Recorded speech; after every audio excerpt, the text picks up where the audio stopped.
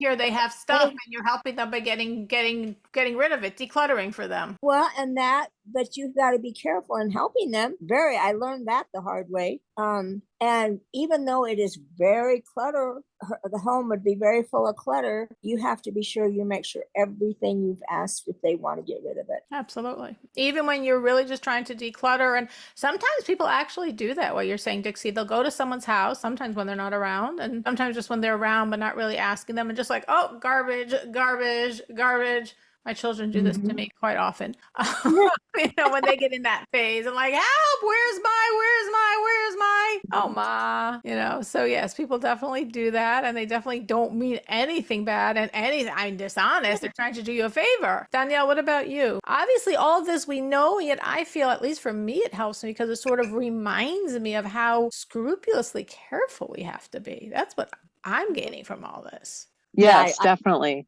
Definitely. For me, it's been, I feel like, am I really learning anything new? Not really, but it's not good. It's an amazing reminder to be very diligent and the importance of honesty. It's so easy to, be honest on a daily basis, but these tiny little things, like the bags, I'm going to bring that up just because I brought it up earlier, last class.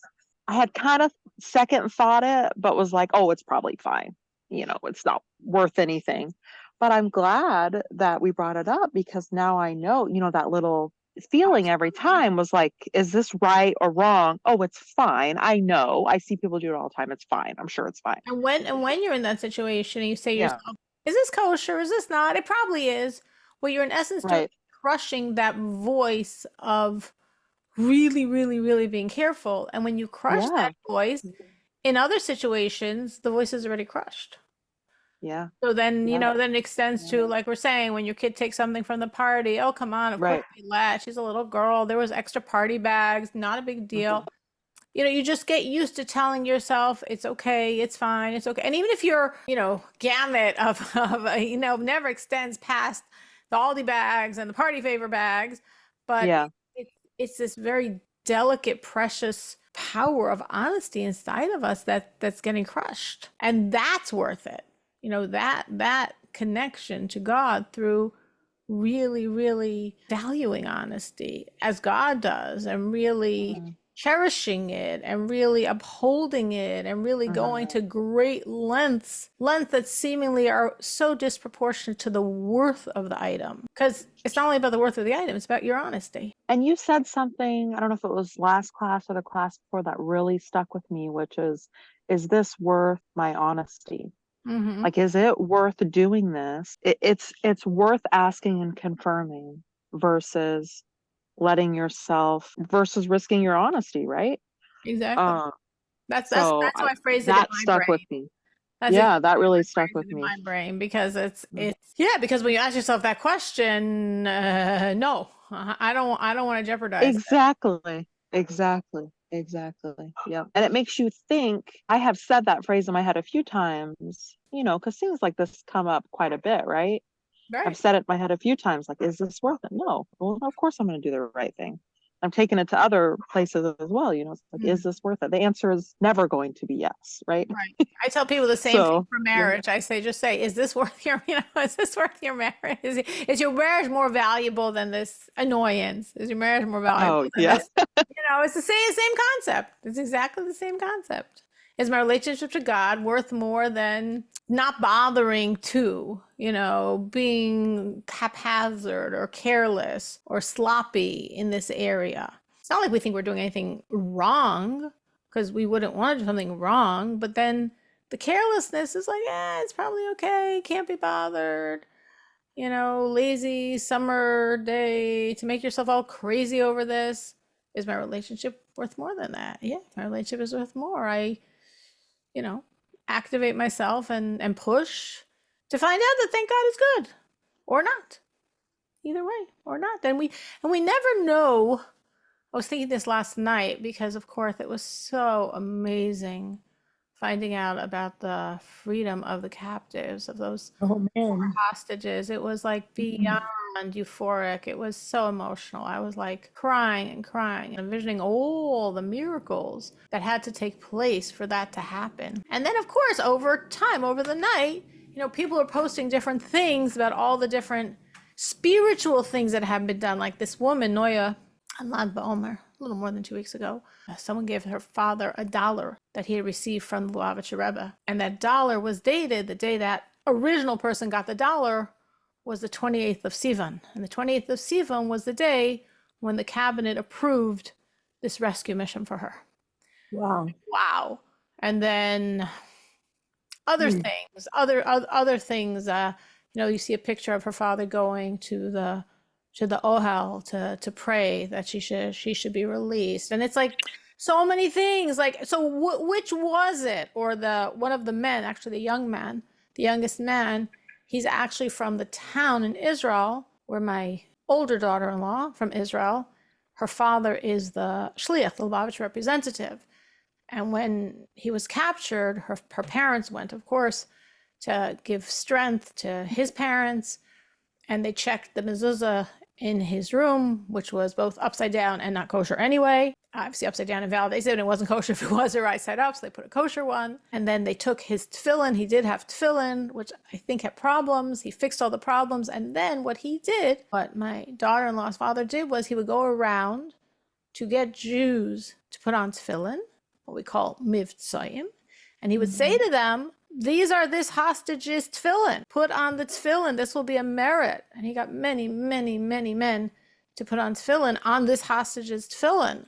That was an amazing thing. And then my daughter-in-law's mother wrote in with his mother to the Lubavitcher Rebbe and got such a strong answer. Think good, it will be good. And the whole idea of trust and confidence, creating reality. So there's many pieces. And I mean, there's more I'm not remembering. And it was the girl's, Noya's father's birthday. Obviously, that's a lot of power. His father passed away that day. Obviously, who knows what strings he's pulling in heaven. It was for the girl. It was the day, actually, her last name is mentioned in the Torah portion reading of yesterday, Argaman.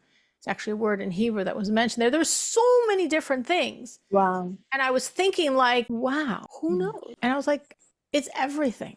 It's all of the factors together, all of these different godliness energies. Of course, maybe some weighed more and some weighed less, but everything together, like coming to this crescendo to create this enormous miracle that the more you think about it, the more miracles were involved in this insane rescue operation that somehow worked, that got them out. So I think it's true, going back through, I'm saying this is going back to our situation. And like a person would say, do I really have to find the manager in Aldi's to ask if I'm allowed to take these bags? How do I know how valuable that is to God? How do I know how significant it is?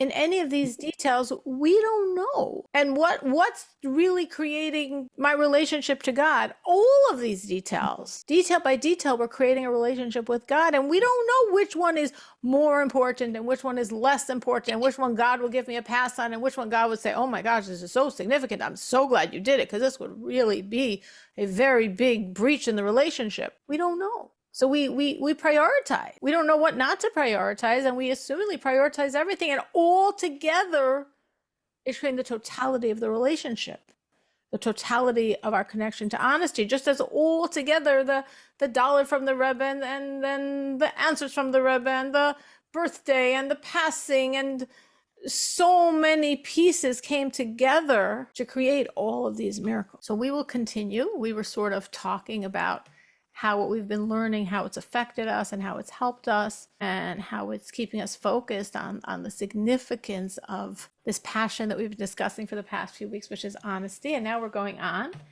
And obviously you could see there's so many myriads of laws about it, because again, if God's prioritizing it for us, there's a lot of details, and everyone is like building another like little in the relationship. Another little piece of the whole mosaic of our relationship to God and our relationship to honesty. And our relationship to God through honesty is built by each one of these laws. So we're really being trained to be very precise, exacting, careful, conscious, intentful, all of these things to create, as I'm saying, this whole mosaic of the relationship. So the last thing we were actually discussing was So what's the problem of desiring if you don't steal? And we said because it puts you in that direction and you can, like we're very careful of like, okay, so today I'm not stealing. But if I keep going down this road, it might be tomorrow, it might be a few tomorrows. We don't want to start walking in that direction. And that's why we're literally not allowed to covet, which means to desire something to the degree that you're going to do something about it. Not necessarily you're going to steal, but if you're going to want it enough that you're going to talk to your friend about, that's really nice. I don't think you're really using it so much. I would have a lot of use for it. It seems like it's just like gathering dust here. For me, I really love it. It's really beautiful. If you were thinking of giving me a present, this would be a really nice one. What's forbidden about that? You're not stealing anything. True. But it's too much going in the direction of having your eyes on someone else's property. So that was the last thing we were saying. What we're now up to, all of that, everything we did so far was actually chapter 1. We're now after chapter 2. Chapter 2 talks about the laws of returning stolen items. Believe it or not, there are so many pages. I'm going to skip about 30 because there's so many details, so many nuances in these laws of returning. So basically, the bottom line is if someone stole something, they must return it no matter how little is its value. If you were in a store and you picked up a grape, remember we're talking about people saying, oh, of course you're allowed to taste the grapes. You're like, sampling. Free samples. So you take a grape. You heard like someone's voice in your brain about free samples. And you go to the store. You still someone didn't pop it in your mouth. You go to the parking lot. You're still holding the grape. You're sitting in your car and you're like, they don't give free samples. Was that called stealing? I don't know if it was exactly called stealing. But I don't know if I was exactly allowed to take it. But it's a grape. How much is one grape worth? Well, nowadays, who knows? But how much is one grape worth? It doesn't make a difference. It literally doesn't make a difference. Literally. It's irrelevant of the value. I'd get out of my car and walk all the way back down and then go to cut the line or this or put it back. I mean, who's going to want it after I've been holding it for all this time? It doesn't make a difference. It does not make a difference, the value. Yeah, I see Robin. So I remember like Robin was saying about their sponges. Imagine if someone like just picked up a sponge. Now, of course, Robin, following the laws of her store, wouldn't even be able to say something. But the store surely doesn't want them to walk off with it. But if they ask, she would have to say, oh, it's fine. But they still don't want it. So she picks up the sponge and Robin doesn't say anything. And then she's walking. She walks all the way through the doors of Nordstrom. She's already in Zara. She's in another store. She's like, what did I just do? I just stole a sponge? I gotta walk all the way back for the pennies this is worth? Nordstrom needs my pennies. Nordstrom needs the sponge. It doesn't make a difference. It doesn't make a difference. Its value. Which is actually interesting because in Jewish law, there has to be some very tiny value to it. But in the Noahide laws, because they're so carefully and extreme in these details, it literally makes no difference its value. It could not be worth a penny. If you stole it, you have to return it. Now, if you stole, or if someone stole, robbed, you have to return it intact. Now, obviously, if it was lost, then you have to pay the value of it, which again, if it was 3 pennies, you have to give back those 3 pennies. If it was more, you have to give back more. And it's sort of, I think, like giving us sort of a general lesson of like, fix your mess. You made a mess, even if it wasn't a very expensive mess, even if it wasn't a very damaging mess, you made a mess. You have a responsibility to fix up your mess. And sometimes it could sort of be difficult to fix up our mess.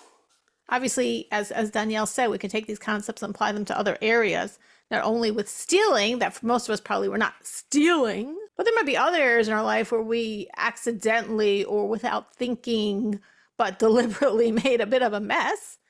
We can't just walk away. No, if you stole something, you have to deal with it. Well, it's lost. Well, it got damaged. Well, it got eaten. Well, figure out its worth. Go back, return it, fix up your mess. So I was at Trader Joe's last week, and I asked the man in the produce section if I could taste the grapes before I bought it, and he said, "Sure, Okay. you can." So, Okay. because usually I would do it because I know I can, but maybe I can't. So because of the class and all the things that we're learning, I went and asked before I, did. That's beautiful. And what we all have to remember, of course, is that if we go to Jewel, it doesn't count if Trader Joe's said you could taste them. Right. No, you Jewel have has to. give their permission, right? Yeah. You have to literally ask, but that's totally fine. Just like Danielle asked about the bags. in Aldi's. So if you ask and the person who has authority to say yes says, yes, you can taste, you look like an honorable person. Maybe it was a Robin specific permission. Maybe the person thinking you look like an honorable person, but I don't know, those teenagers over there, I would just think they'd be eating up all my produce, you know? So definitely one cannot take another person's permission for themselves, unless I think it's something like the bags and Aldi's, which I think was a rule. But the grapes, I would still be cautious on unless I got permission, but you got permission. Yep. Now you know. And then of course the person has to ask themselves, am I literally honestly tasting it to see if I want to buy the grapes? Or am I just munching on the free sample? Oh. You know, and no, I'm not saying you would, but I'm just saying no. that would be the next step. Yeah.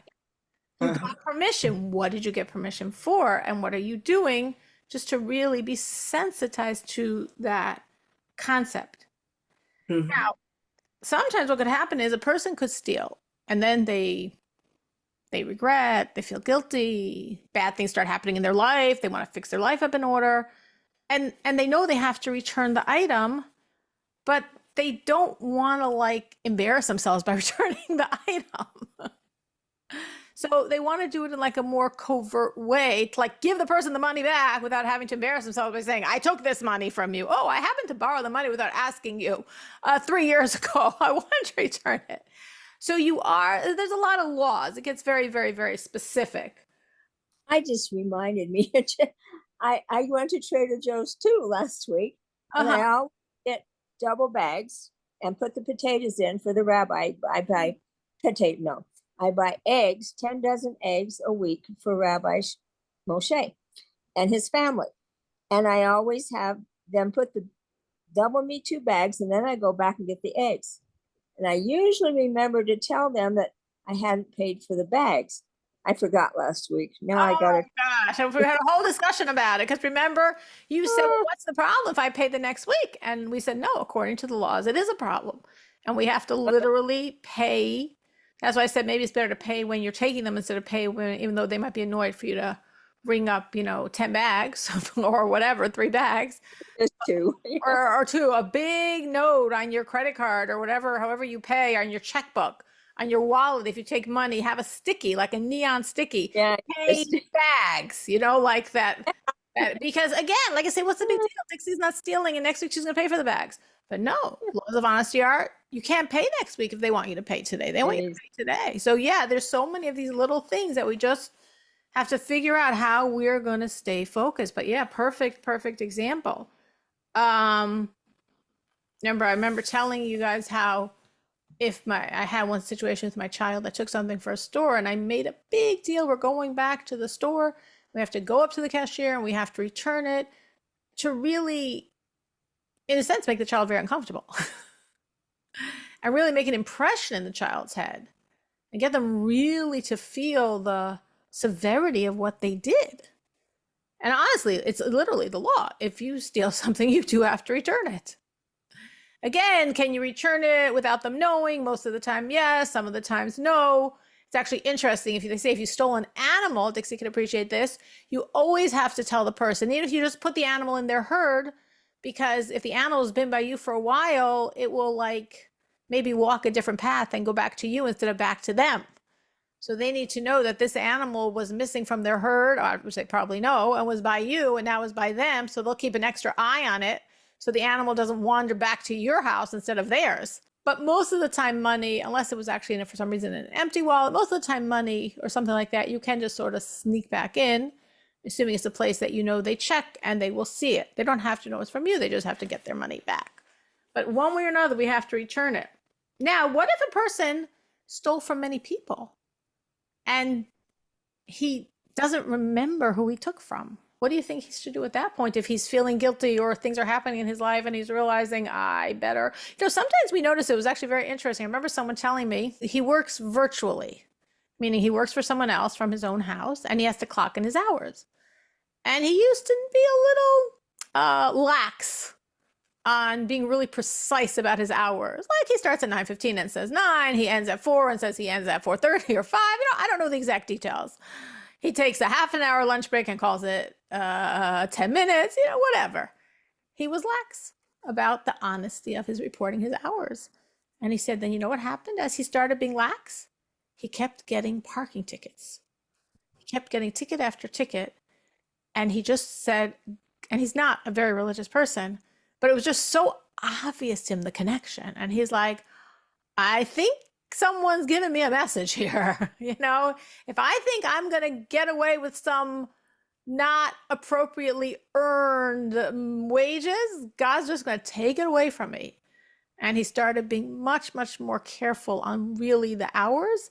And he stopped getting those parking tickets. So sometimes God has a way of doing something and the person says, I got to clean up this mess.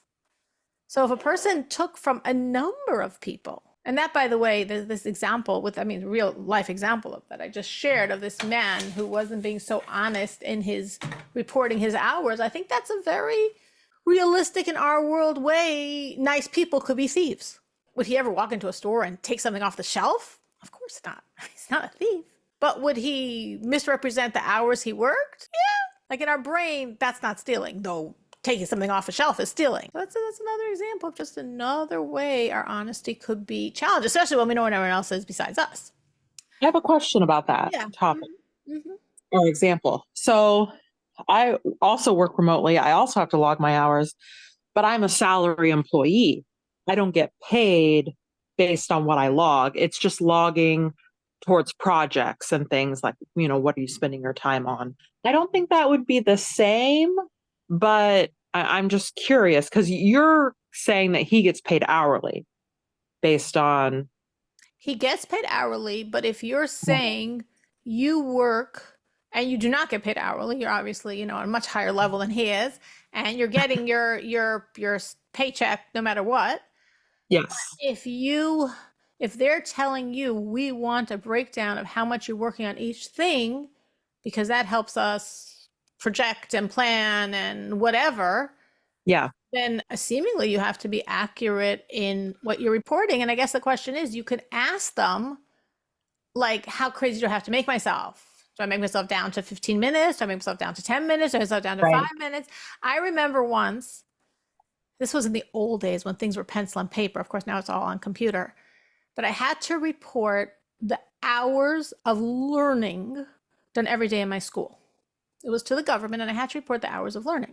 Because you have to take away every break and lunch and the prayers. And it was literally just what was left of instructional time. It was 5 hours and 55 minutes. And they give you these tiny little boxes. And I don't have the clearest handwriting in the world to do this for every single day of school. Paper and pen. 5 hours and 55 minutes is not 6 hours. And it was like, no question. Yes, even though it's going to make it illegible for them to read, and I'm going to squish that in this tiny box that was not meant for that. But I have to do my part. If they can't read it, that's their problem. And I remember literally for every day, I wrote whatever it was, and 55 minutes, and 55 minutes, and 55 minutes. Then it would have made a difference to them. We didn't need to add the extra 5. We wouldn't be dishonest from the perspective of, pretending we're learning to qualify for. No, it was just, if we're learning this hour and 55 minutes, it's not 6 hours if it's 5 hours and 55 minutes. If it's 4 hours and 55 minutes, it's not 5 hours. I remember when I did it, I wasn't thinking in terms of, wow, it's so good to be honest. But I remember walking away, because again, I had to do this for every single day of the year. So it really took a while. And I remember thinking, wow, the preciousness of those 5 minutes. Those 5 minutes are precious learning moments. So you can't say you have them if you don't. So, but going back to your example, I would go back to, that's a question to ask your boss. How important it is for you to be precise. Like, how crazy do I have to make looking at my watch and timing myself? Can I round it? How much can I round it? And if she says, we don't really care, it's just for the records, you could be rough, you could estimate, it's not really a big deal, we don't really care. Fine, you have her permission. She's your boss. She's telling you how to do it. But without asking that question, of course, you have to be precise, because it's not only, like I'm bringing the example with the school and the hours, it's not only about money. It's for anything. If you're reporting something, then you have obligation to report it precisely, honestly.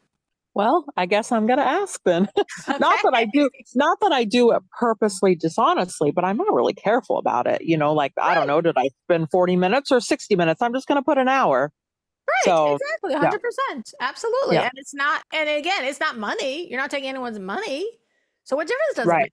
And it might not make a difference, but that's where we need permission to know if we need to know.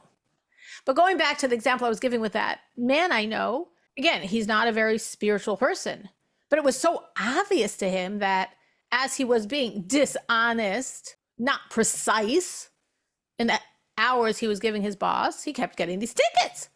So he started being honest and he stopped. So sometimes things happen and people realize they have to make restitution for what they did wrong. But let's say a person stole from a lot of people.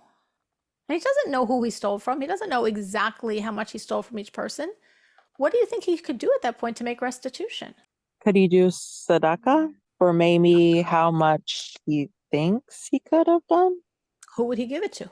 Good question. Maybe a cause or an organization like a not-for-profit that has something related to something he stole from. I don't know. Any other ideas? And repentance, of course. And repentance, of course. We're talking about just there's a concept. If you stole, you have to return it. If you don't have the item, return its value. Any other ideas? What do? You stole from, you were stealing for 30 years or for 5 years or for a year. You don't know exactly who you took from. You don't know exactly even how much you took. But you could maybe rough that amount. But you definitely don't know who you took from. Any other ideas? So Danielle gave a few good ideas. Any other ideas? Give it to their family. That would work if he knew who he stole it from. But he doesn't remember all the people he stole from. Probably donate it to tzedakah. So that's what Yeah. Danielle said about donating it to tzedakah. Yeah. But what's tzedakah? Well, couldn't it be a charitable donation to be for children? It could be for elderly people. So actually the law is not donate it, but donating might work. But it could be called donations, but donate it to the community that you stole from. Mm-hmm. Like, in other words, do something to help the community. If you know you in this town where you live for the past 20 years, or in this city or in this village, you were taking things and you don't know who you took from, you could try to figure out how much you took and give that money for community purposes. For any community purpose, if it's for fixing the roads, if it's for building libraries, if it's for helping the poor, but you can't do it in a way that you get benefit. So it's interesting because a few people use the word donate. Now, of course, in America, if you donate to a charitable cause, you get a tax break. Well, you're not allowed to take that tax break. Right.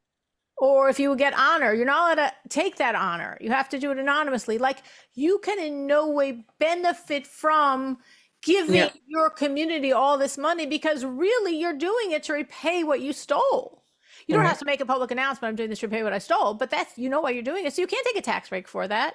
And you can't get honor for that. You can't in any way get a benefit for that. It's literally to the community that I harmed. Because I don't know who the individuals are, I have to repay to the community. Now, of course, if you know some of the individuals, you remember some people, those people you would have to repay directly. And as Robin said correctly, if the person's no longer alive, you have to repay their heirs, their family. But it's more like, you don't know. Yeah, you would steal a lot. You don't know who you took from. Well, then you have to give to the community to pay back in that way. So like if people said, charity, so it can't be like, oh, I'll make a charitable donation to Israel. Well, no, you live in Kentucky. You can't make a charitable donation to Israel. It's nice, but it's got nothing to do with what you stole. You have to literally, it could be a charity, but it has to be for the community that you stole from. Because you're paying back, if you can't pay back the individuals, you're paying back in a broader way the individuals that you stole from.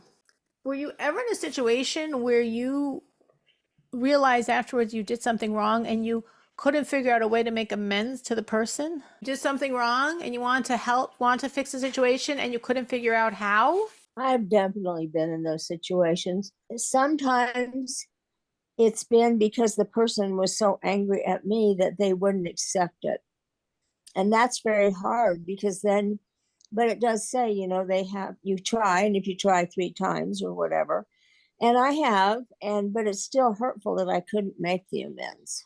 60 is correct. It says you have to try 3 separate times on 3 separate days.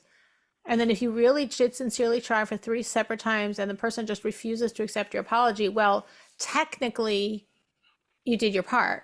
But obviously, if you've ever been in that situation, as I've also been in that situation, you still keep trying, because in the end of the day, like Dixie's saying, you don't want someone walking around mad at you.